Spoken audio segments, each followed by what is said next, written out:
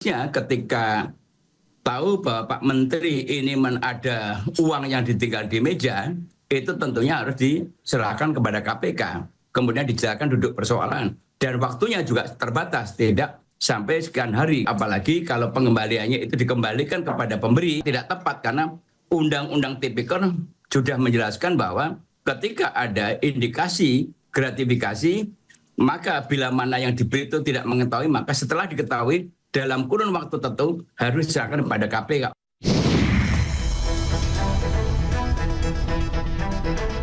Masih di Satu Meja Forum, Bang Saur. Ya.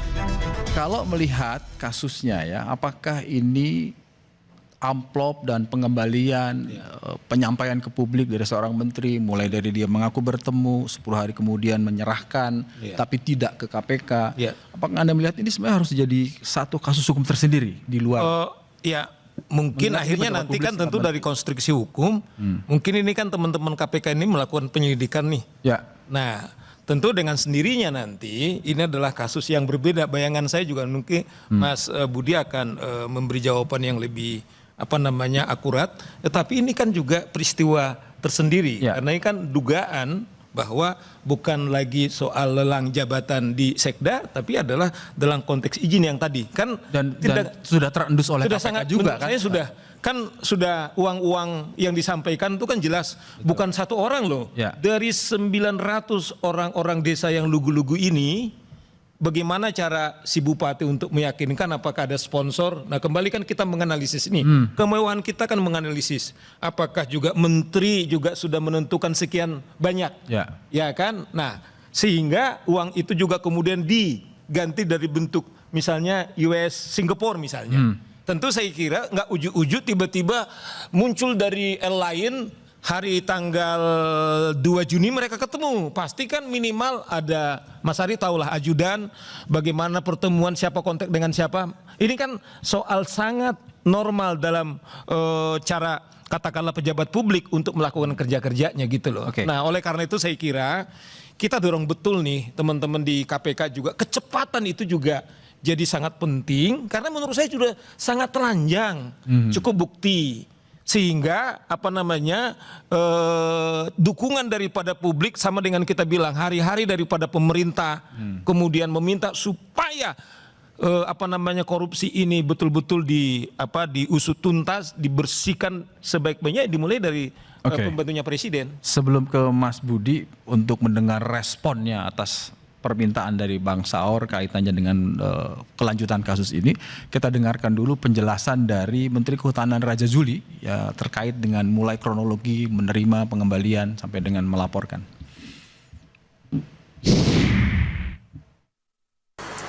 2 Juni adalah hari Selasa. Saya cuma punya satu ajudan, saya bilang nanti berangkat hari Jumat, itu tanggal 5 Juni.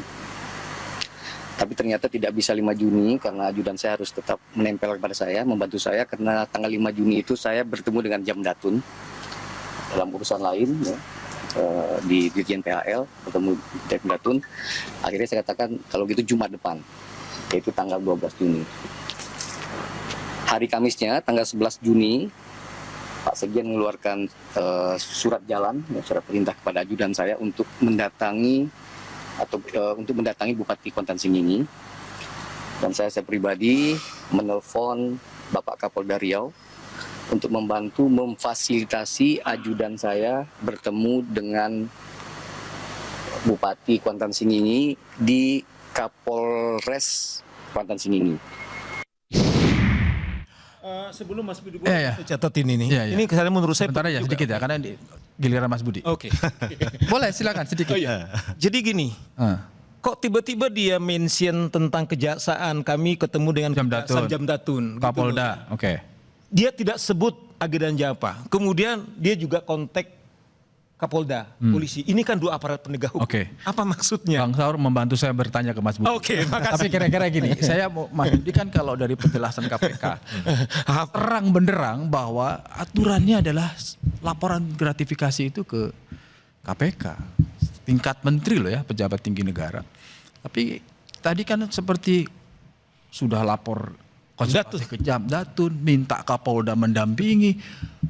sudah salah prosedur gitu, tapi ngajak-ngajak banyak orang gitu. Sebenarnya Anda melihat seperti ini? Ya, terima kasih Mas Yogi. Jadi tadi juga sudah dibantu dijelaskan oleh Bang Saur ya, terkait dengan pelaporan gratifikasi itu sebetulnya sangat mudah, sangat cepat gitu ya Bang Saur ya. Karena KPK sudah punya aplikasi yang bisa diakses kapanpun, dimanapun, gratis dan sangat mudah begitu ya. Artinya sebetulnya tidak ada alasan ya ketika seorang penyelenggara negara, pejabat publik repot atau kesulitan dalam melaporkan gratifikasi. Kemudian yang kedua, KPK juga sudah bekerja sama sebetulnya dengan setiap inspektorat ataupun satuan pengawas begitu ya di kementerian lembaga ataupun di pemerintah daerah. Kita ada namanya UPG, Unit Pengelola Gratifikasi. Sehingga setiap penyelenggara negara ataupun ASN begitu ya yang menerima sesuatu ya dalam bentuk hadiah ataupun dalam konteks hari ini ada gratifikasi, itu bisa langsung dilaporkan di UPG-nya masing-masing, tidak perlu langsung ke KPK, yaitu untuk memudahkan ya. Sehingga dengan terobosan-terobosan seperti itu harapannya tidak ada lagi alasan untuk orang telat lapor begitu ya. Itu kan tergantung soal kemauan begitu ya dalam melaporkan. Itu dalam konteks pencegahan. Dalam konteks penindakan tentu kita akan mengurutkan gitu ya. Kita akan pastikan secara hati-hati betul gitu ya. Di mana motif inisiatif soal pemberian uang itu ya. Tentu kita juga akan lihat dari awalnya. Di mana Pak Bupati ini memang ada alur perintah untuk mengumpulkan sejumlah uang dari para anggota KUD. Ya. Apakah alur perintah ini di level tertingginya itu di Bupati atau kemudian ada lagi yang di lebih atasnya tinggi gitu ya. Sehingga kita akan melihat nanti apakah pemberian dari Pak Bupati kepada Pak Menteri ini murni inisiatif dari Pak Bupati atau memang ada inisiatif dari atas. Nah, itu tentu berdasarkan alat bukti nanti ketika penyidik bekerja. Nah, soal proses penyidikan Mas Yogi, memang ketika KPK melakukan tangkap tangan, kemudian kita naikkan perkara itu ke penyidikan dengan menetapkan para tersangkanya, langkah pertama salah satunya adalah kita lakukan penggeledahan Mas Yogi. Ya. Karena dalam kegiatan penyelidikan tertutup itu kita melakukan segel di beberapa titik. Nah, segel itu kan harus dibuka, di mana dalam proses penggeledahan itu tentu ada bukti-bukti yang kita cari. Itu yang membuat KPK berani mengatakan bahwa tidak hanya berhenti di kasus suap, tapi ada juga terkait dengan pelepasan kawasan hutan. Betul. Jadi setiap tangkap tangan KPK, boleh Mas Yogi catat, itu selalu jadi entry point. Ya. Gitu ya. KPK tidak berhenti di titik ini, kita akan masuk lebih dalam lagi, lebih luas lagi.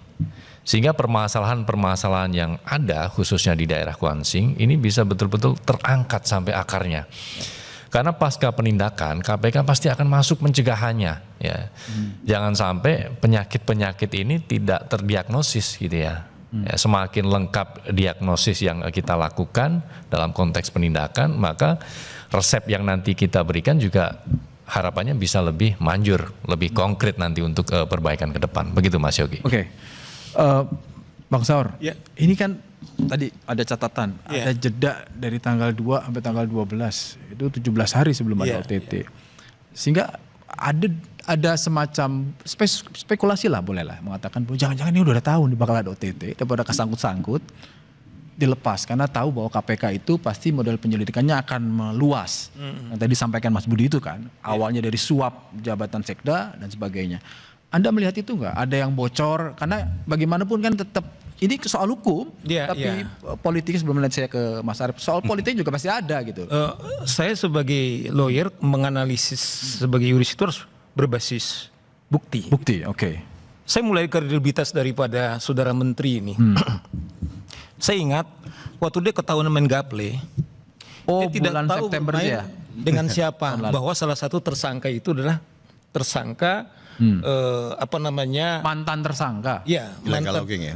Ya, illegal logging.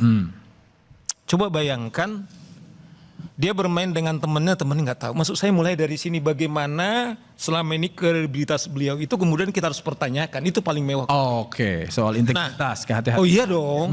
Saya sih tadi berharap gini loh. Saya dorong juga teman-teman di Kejaksaan. Saya kan telepon Jaksa Agung nih. Mengapa dia spill Kejaksaan Agung?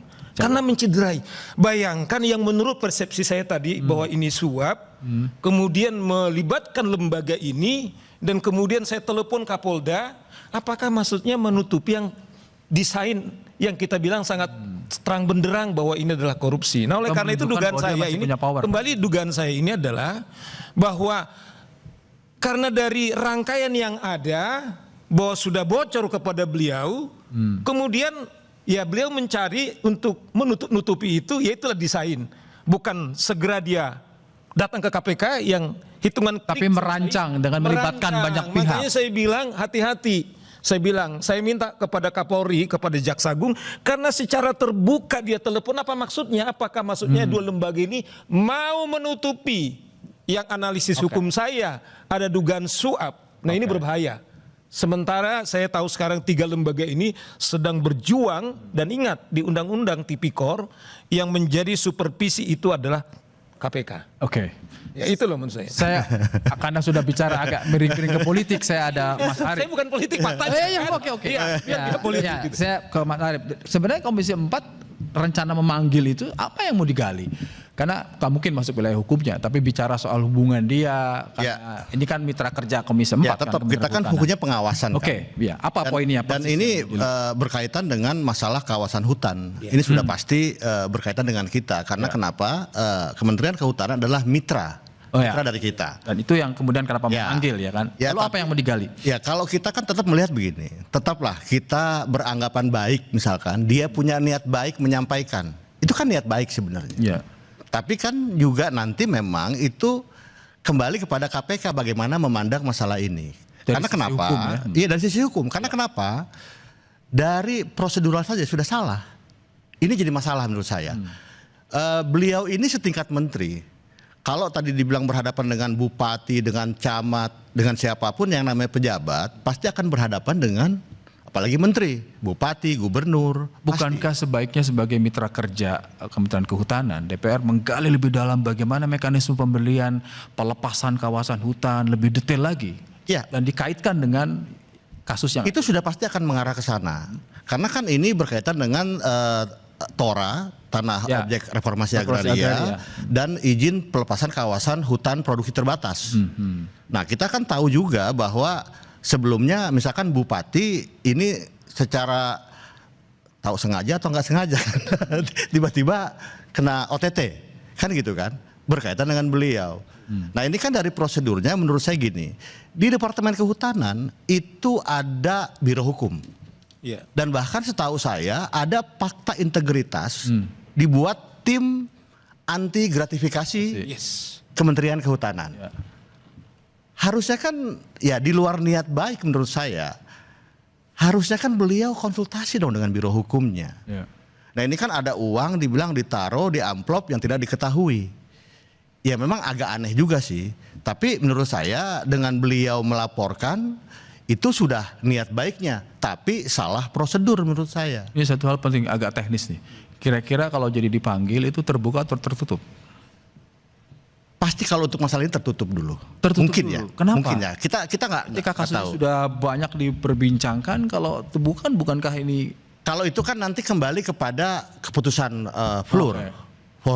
Kalau memang mau terang benderang ya sebenarnya kan kalau kita kan bukan wilayah hukum. Ya, artinya itu tadi saya bilang menggarisbawahi bahwa di kasus di konteksnya kewenangan kementerian dalam konteks pelepasan yang paling kita prosedur pelepasannya, gitu kan? Karena kan harus tertutup harusnya kan? Itu harus terbuka, bro. Nah, makanya gini, itu kan kembali kepada nanti bagaimana fulurnya. Kalau kita tetap akan menggali prosesnya, proses izinnya. Nah, karena kan gini, ini kan memang kalau menurut saya kan kita nggak tahu juga bagaimana proses awalnya bupati mengkolektif KUD. Itu sepengetahuan saya kalau ada sesuatu yang kira-kira akan berdampak kepada, kalau ini kan tidak, ini kewenangan normatif yang kemudian dalam perspektif KPK sedang didalami apakah ada penyalahgunaan kewenangan. Nah, dari perspektif Komisi 4 kan sebenarnya sederhana, ingin menyampaikan Menteri, betul nggak bahwa ya, ada proses kalau memang pelepasan tekanan masyarakat Yo, kan gini. salah, Rip. Kan udah bicara begini. Tadi, Sebentar. Gini, Bang. Saya dikit lagi. Gini. Kan tadi Mas Yogi udah bilang, Ya. Anda sebagai pengawas, jadi jelas itu. Betul. Nah, kira-kira sikap Anda Komisi 4 seperti apa? Sebagai pengawas loh. Karena saya bukan pimpinan, tapi saya yakin begini. Sebagai pribadi lah kalau Sebagai pribadi saya pengen supaya terang benderang ya terbuka. iya. Kalau menurut Terbuka saya ya. harus terbuka. Oke. Karena ini berkaitan dengan masalah publik. yes. Masalah korupsi Iya. yang menurut saya ya harus dibuka supaya terang benderang. Iya. Tapi kira-kira ini kan kita harus melihat apa yang membuat ini harus tertutup. Pasti ada faktor-faktor tertentu. Kira-kira ada nggak yang memang mendesak ini harus tertutup? Tapi jangan dijawab dulu. Kita akan kembali setelah udah setuju. Tetap menjadi forum.